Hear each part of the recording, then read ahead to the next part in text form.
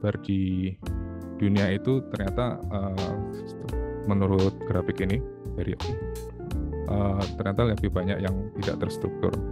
Data apa saja yang tidak terstruktur? Nah itu ada data sosial media, ada data chatting, text chatting, email, suara, video, dan lain-lain.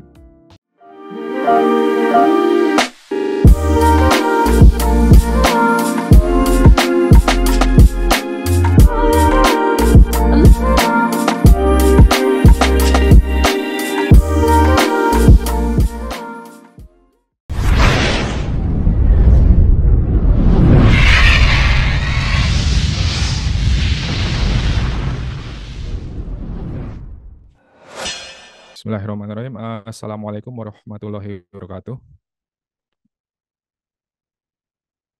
Alhamdulillahirrahmanirrahim. Wassalatu wassalamu ala rasulillah wa ala alihi washabihi ajma'in.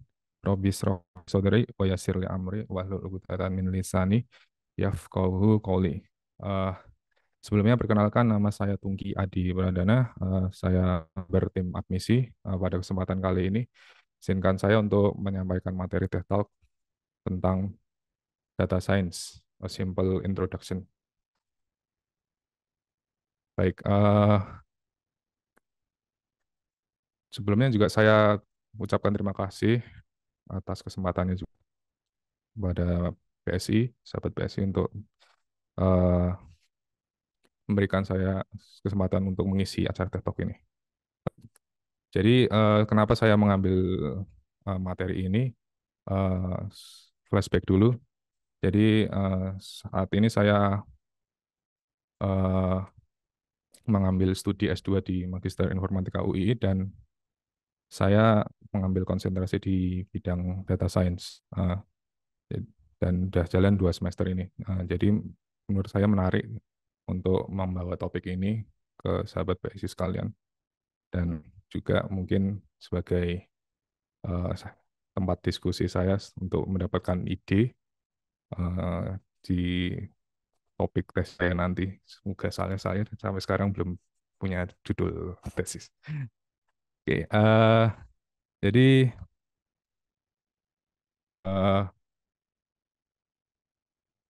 ketika saya pertama kali memilih konsentrasi sains data di Magister Informatika itu pandangannya saya kira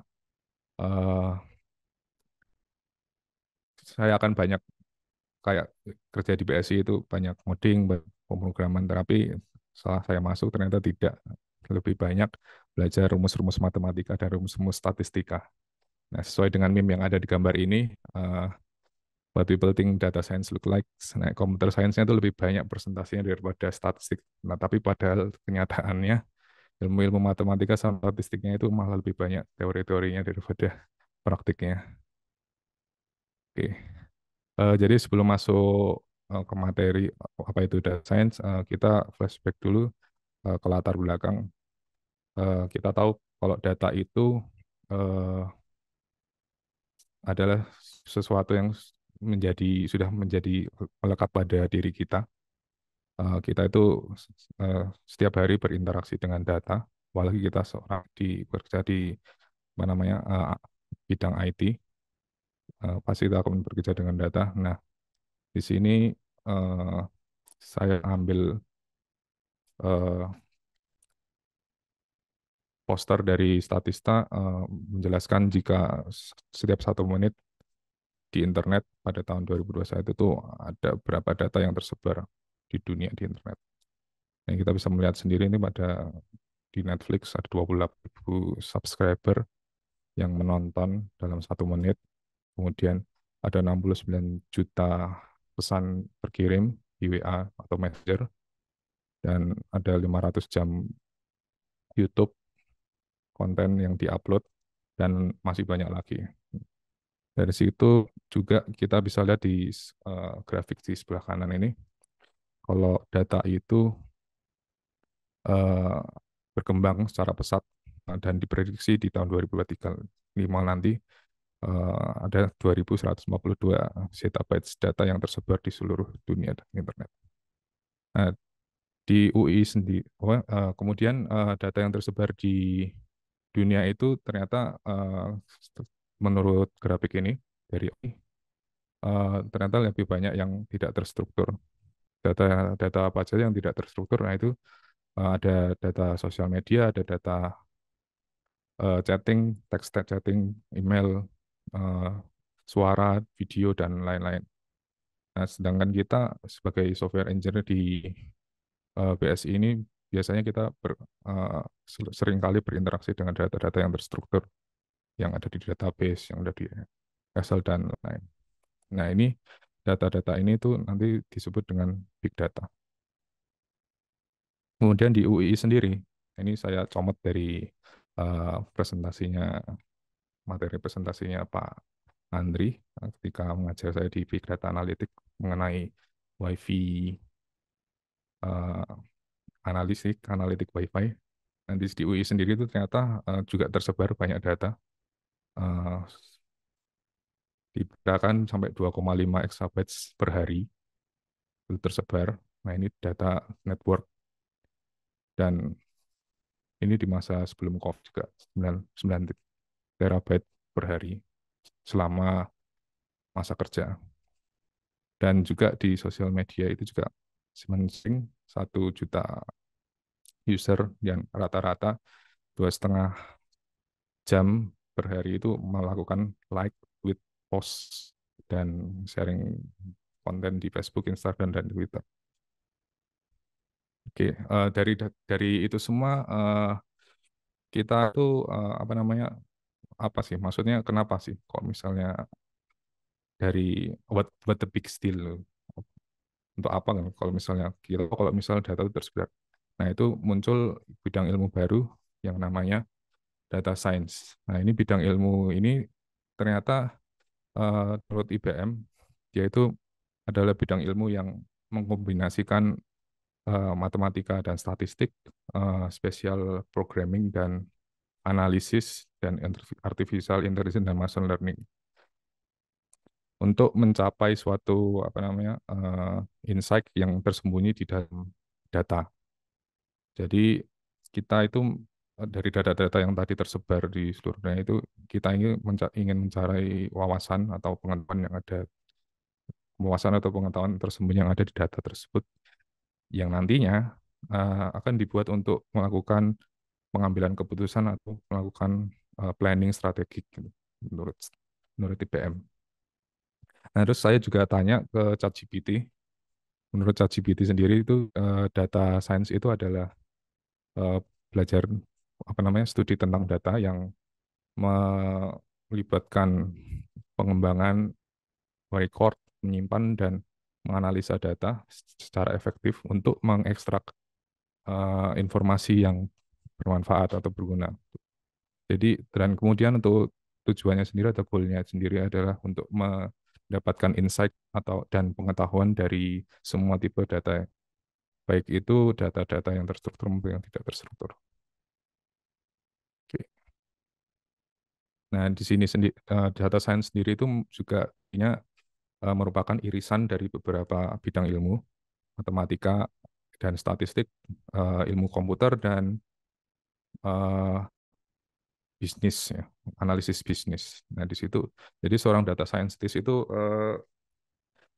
seharusnya dia nantinya bisa melakukan perhitungan matematika dan statistik, kemudian melakukan implementasi penggunaan IT dan juga tentunya paham tentang bisnis yang ada di suatu perusahaan gitu. Oke. Terus kemudian apa saja ruang lingkup yang ada pada data science? Tentu saja sama banyak ya. Dan ini semua ada pada di lingkup kesehatan bisa, terus kemudian ada di telekomunikasi, kemudian asuransi, pemerintahan, keuangan, otomotif, industri otomotif, pendidikan, dan retail. Nah, ini semua kita bisa manfaatkan melalui Big Data Analytics yang merupakan bagian dari uh, disiplin ilmu data science itu sendiri. Nah, untuk kesehatan sendiri, contohnya itu implementasi dari analisis big data, data science itu untuk mengurangi cost, bisa memprediksi pandemi yang akan terjadi di kemudian hari untuk menghindari apa namanya penyakit yang eh, menular, bisa mengetahui dan tentunya untuk meningkatkan kualitas hidup secara umum dan juga paling banyak manfaatkan pengaplikasiannya big data di dunia kesehatan itu untuk melakukan rekam medis elektronik. Kemudian untuk yang bidang telekomunikasi, nah itu tentunya untuk meningkatkan kualitas layanan dan eh, meningkatkan kualitas rute traffic jaringan supaya bisa lebih efektif. Kemudian juga dengan kita menganalisis record data secara real time, kita bisa melakukan identifikasi apa namanya behavior yang secara kasat mata, cara kita monitor itu, oh ternyata eh, tidak sesuai dengan itu, ada bermasalah di sini, gitu. Dan jadinya nanti kita bisa kan tindakan pencegahan dan tindakan mitigasi. Dan juga tentunya pada bagian marketing, kita bisa mencari insight untuk mendevelop produk baru untuk layanan di telekomunikasi itu sendiri.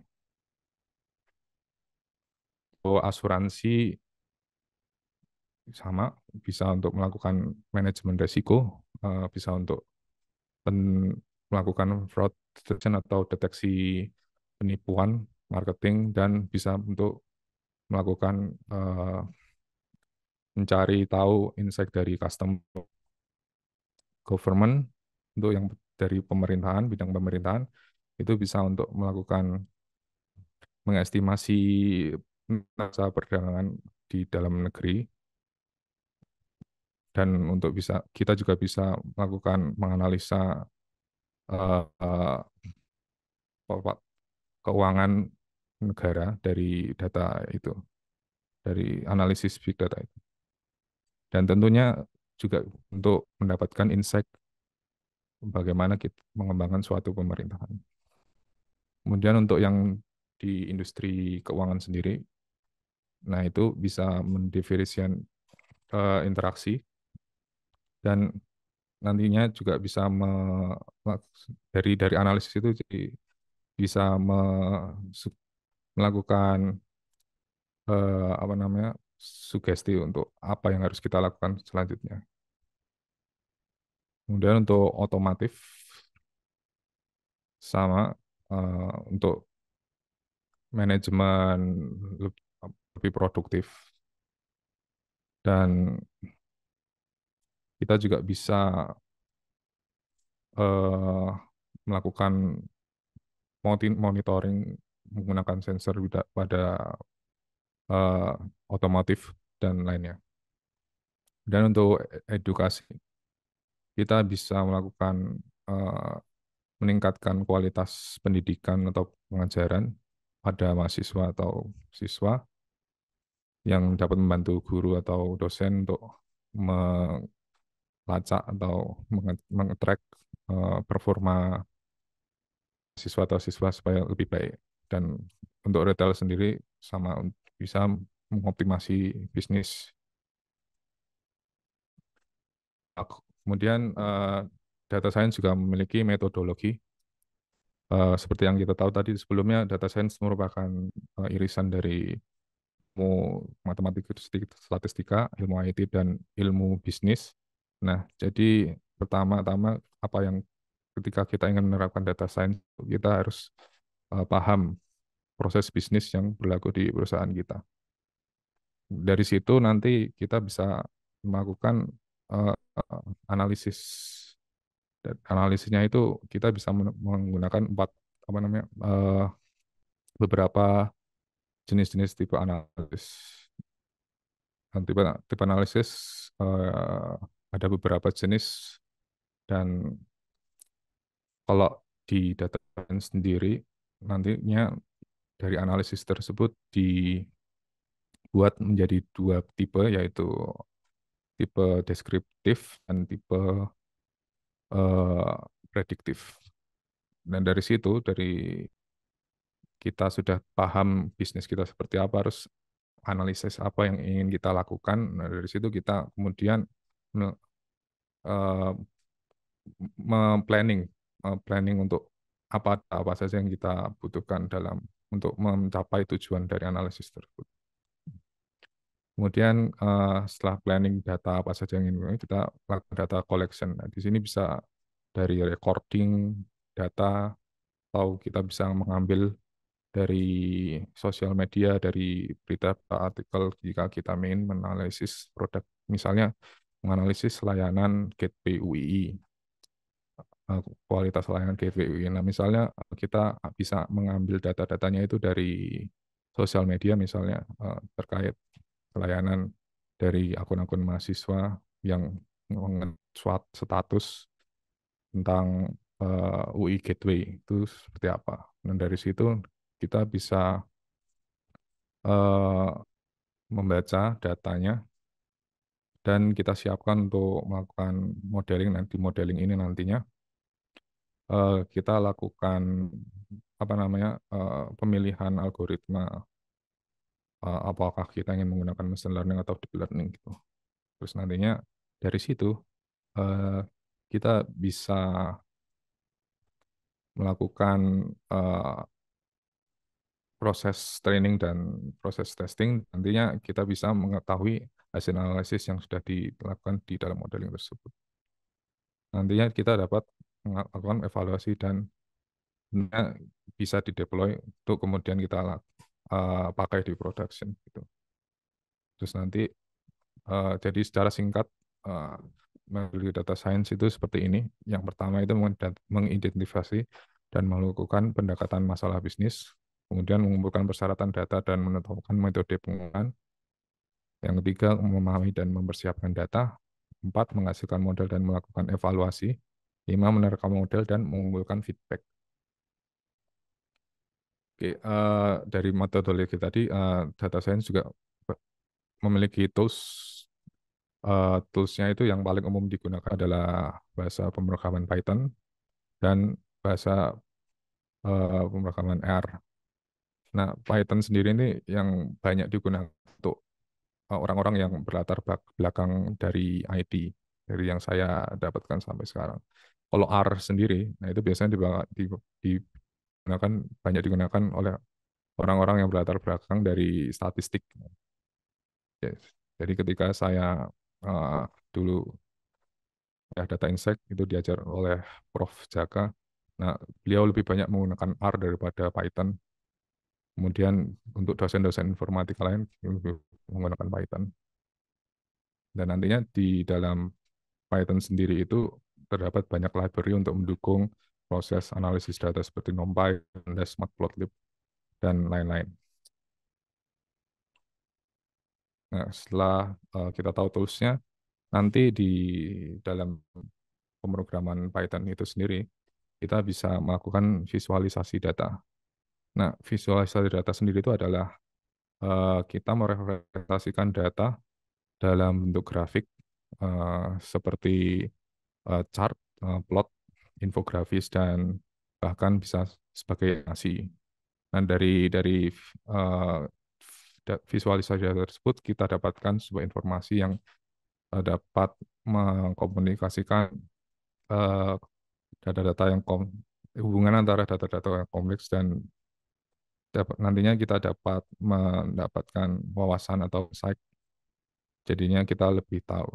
Nah, di sini di UI sendiri sudah menerapkan visualisasi data di ruang eh, DevOps sendiri itu sudah menerapkan untuk monitoring itu termasuk visualisasi data, monitoring traffic dan lain-lain.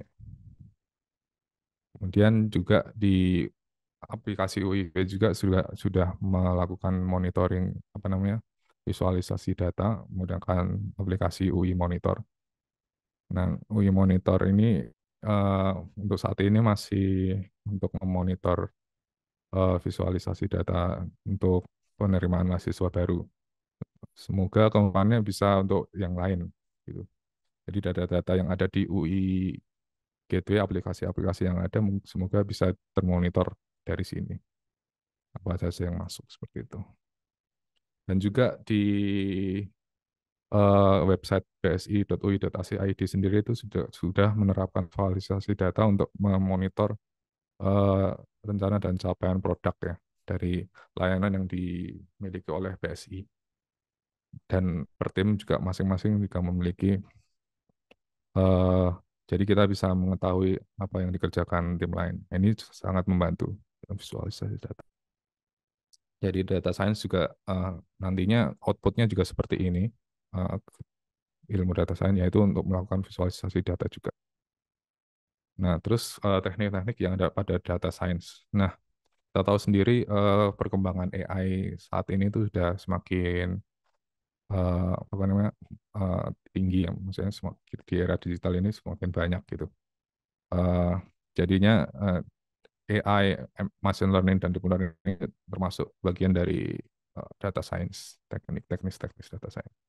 AI sendiri itu tidak melulu cuma ada machine learning atau deep learning, tapi juga ada semacam dulu kita juga pernah mengenal yang namanya sistem pendukung keputusan dan expert system atau sistem Parker itu termasuk bagian dari AI. Tapi bedanya antara ML dan machine learning dan deep learning dengan sistem pendukung keputusan dan expert system itu antara dia itu sifatnya yang probabilitas dan tidak gitu. Kalau yang SPK itu kan kita udah tahu kalau datanya itu udah tetap. Kalau yang machine learning dan learning itu datanya masih mengira-ngira atau probabilitas.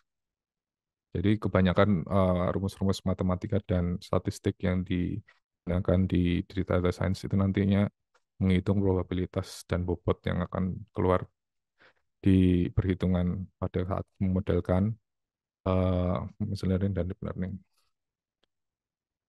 Kemudian untuk machine learning sendiri itu, jadi dia itu sebuah tipe AI yang menyediakan kemampuan komputer untuk belajar seperti manusia, seperti layaknya manusia, tanpa kita program. Jadi otomatis gitu, dia bisa belajar sendiri. Nah, di bawah ini, di grafik ini, ada ini ada sebuah diagram gitu. Nah, ini disebut supervised learning ya. Jadi di learning itu ada dua, ada supervised learning dan unsupervised learning, dan juga ada reinforced learning. Nah, tadi salah, ada tiga. Di supervised learning sendiri ini kita butuh data yang ada labelnya. Dari data yang terlabel itu nanti kita masukkan ke dalam algoritma machine learning. Nah, dari situ dia eh, mendapatkan sebuah model yang nantinya ketika model tersebut itu bisa memprediksi data yang baru yang udah gitu. Nah, itu nanti namanya supervised learning karena menggunakan label. Untuk unsupervised learning sendiri dia tidak menggunakan label. Dan supervised learning biasanya untuk klasifikasi. Klasifikasi data. Misalnya seperti eh, kita ingin melakukan analisis sentimen dari data-data yang ada di review restoran gitu. Soalnya data A itu dia itu anak sentimennya ternyata positif, dia memuji-muji restorannya. Dan data B ternyata negatif, dia tidak suka dengan restoran. Nah, itu yang disebut dengan supervise nanti ada labelnya. Nah, ini tadi beberapa pendekatan machine learning nantinya ada klasifikasi, regresi, clustering, dan anomaly detection. Nah, ini contohnya ya dari supervised learning dan unsupervised learning. Untuk unsupervised learning sendiri itu nanti ada klasifikasi dan regresi. Untuk yang supervised itu ada clustering, jadi cuma pengelompokan dan anomaly detection gitu. Ini baru contoh kecil. Nah, ini tiga jenis machine learning. Jadi supervised learning sendiri itu nanti mesin belajar dengan data yang sudah terlabeli. Nah, ini contohnya itu misalnya email spam detector, terus dengan training set yang sudah dilabel. Jadi email kita tuh ngelabelin kalau email yang termasuk spam tuh yang mana gitu. Terus untuk yang unsupervised sendiri, itu untuk melakukan eh, pengelolaan dari data-data yang tidak memiliki label. Jadi dia itu bisa menemukan pola pada data-data yang tidak memiliki label. Nah, misalnya contohnya itu adalah eh, untuk mengelompokkan dokumen yang sama dari konten yang ada pada isi dokumen tersebut. Misalnya ada banyak dokumen, nah itu yaitu topiknya topik topiknya kan beda-beda, kategorinya beda-beda, itu nanti dikelompokkan berdasarkan kategori. Nah, itu disebut sebagai unsupervised learning.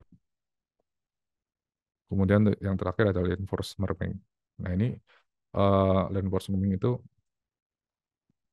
learning, belajar, mesin belajar dari feedback yang kita berikan dari manusia gitu. Jadi kita mengajari mesin seperti apa. Jadi pertama, contohnya itu seperti main catur dengan menang dan kalah. Nanti mesin bisa dari situ. Oke, selanjutnya lebih dalam lagi dari machine learning ada yang namanya deep learning. Deep learning ini deep learning sendiri ini merupakan bagian dari machine learning, tapi untuk melakukan pemodelan data yang lebih kompleks,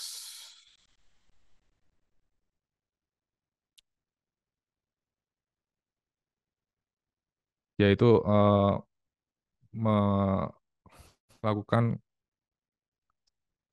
data-data yang ada pada deep learning ini lebih kompleks daripada machine learning, dan biasanya dibutuhkan banyak data untuk lebih banyak data daripada machine learning gitu.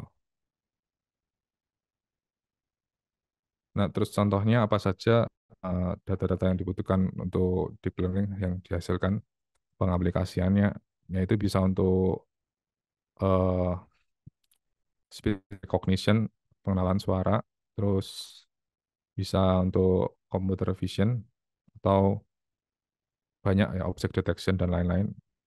Juga NLP, Natural Language Processing. Nah, NLP sendiri itu produknya itu banyak juga, seperti text generation, text summarization, terus habis itu ada machine translation, jadi translasi seperti yang dipakai Google Translate, dan DeepL itu biasa dia itu menggunakan algoritma deep learning.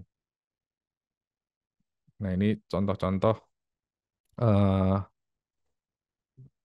penggunaannya di dunia yang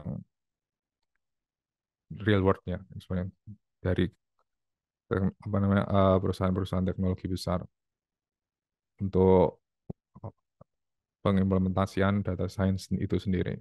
Pertama ada Google. Google itu search engine dan Google Ads-nya itu menggunakan eh, pendekatan deep learning, terus kemudian Facebook menggunakan social media analysis, Amazon menggunakan recommendation sistemnya, Netflix content personalization, dan Tesla autonomous driving. Nah, itu menggunakan semuanya pengimplementasian dari deep learning.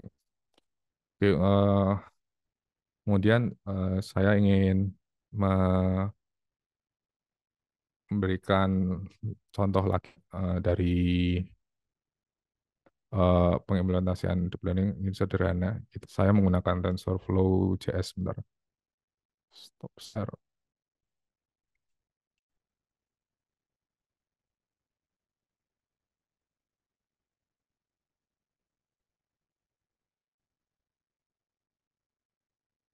Oke.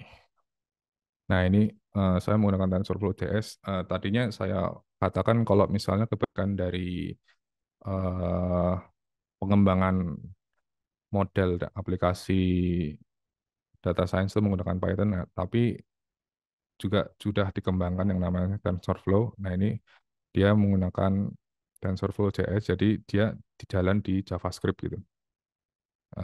Jadi dia menggunakan HTML, CSS, JavaScript biasa untuk bisa melakukan pemodelan machine learning.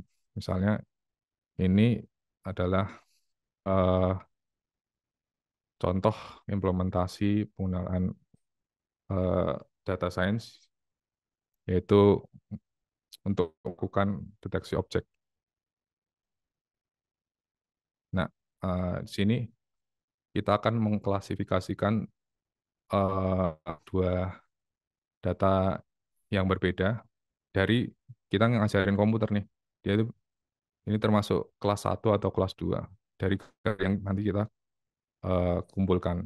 Jadi pertama kita kumpulkan dulu gambarnya. Misalnya ini saya gambar saya kita kumpulkan untuk yang kelas satu. Kemudian untuk yang kelas 2 misalnya saya memegang baterai ini. Nah, kita mengajarin komputer untuk mendeskripsikan kalau misalnya ya ketika saya memegang baterai berarti dia itu termasuk kelas 2 gitu. Kemudian kita latih dan melakukan prediksi gitu.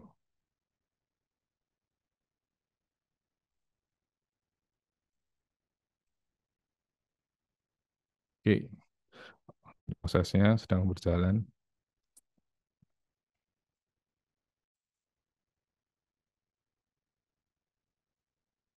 Di sini apa namanya mesin sedang belajar untuk melakukan pemrosesan. Eh, Nah, ini sudah selesai prosesnya. Jadi dia sudah bisa mengenali kalau misalnya ketika saya ini nggak megang baterai, nah, dia bisa mengenali kalau ini termasuk eh, kelas satu gitu. Kalau misalnya saya megang baterai gini, nah itu misalnya gini, nah itu dia bisa mengenal kalau dia itu termasuk dua gitu. Nah, itu contoh implementasinya. Dari sini sebenarnya bisa digunakan banyak ya. Misalnya untuk deteksi presensi pakai wajah gitu, maksudnya tinggal pakai dari CCTV gitu, kita datang, oh, berarti ini orang udah masuk jam berapa gitu. Mungkin kayak gitu ya dari pikiran saya untuk implementasinya gitu. Terus ada lagi, mungkin saya mau mengambilkan sebuah video. Mana ya?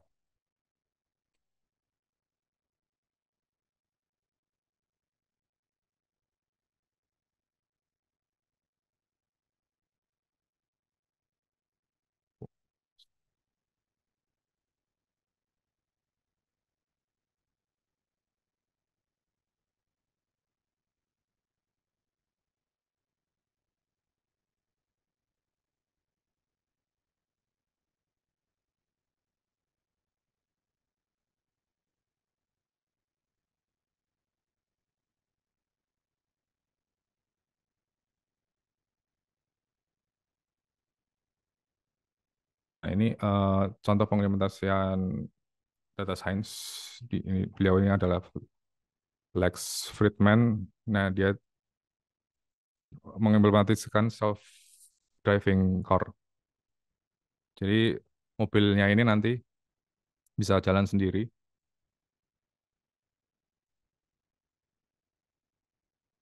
dan dia bisa mengenali ketika orang itu yang ada di dalam itu bisa dia sedang main gitar atau memegang. Nah,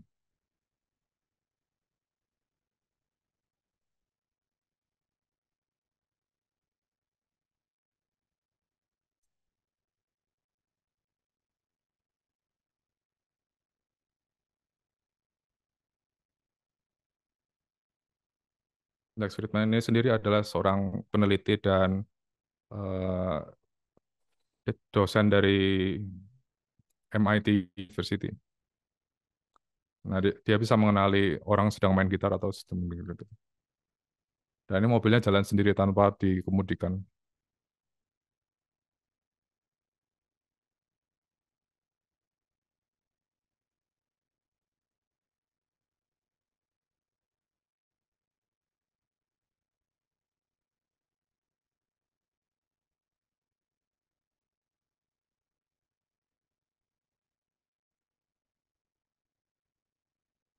Ya, mungkin itu saja ya.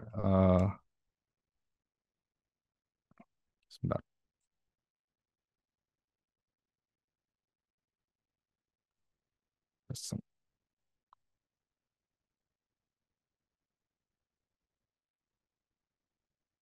Ya, mungkin itu contoh implementasi pengaplikasian dari sains data. Nanti outputnya seperti itu. Dan tidak hanya itu, sebenarnya masih banyak lagi, tapi ini hanya pengenalan singkat.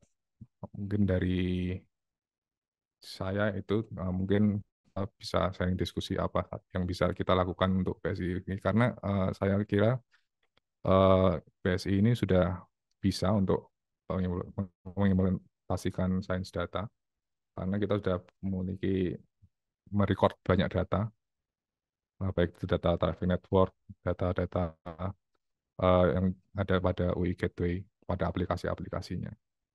Dari saya mungkin itu cukup sekian. Demikian apabila ada salah, saya mohon maaf. Assalamualaikum warahmatullahi wabarakatuh. Saya kembalikan ke Mbak Eva.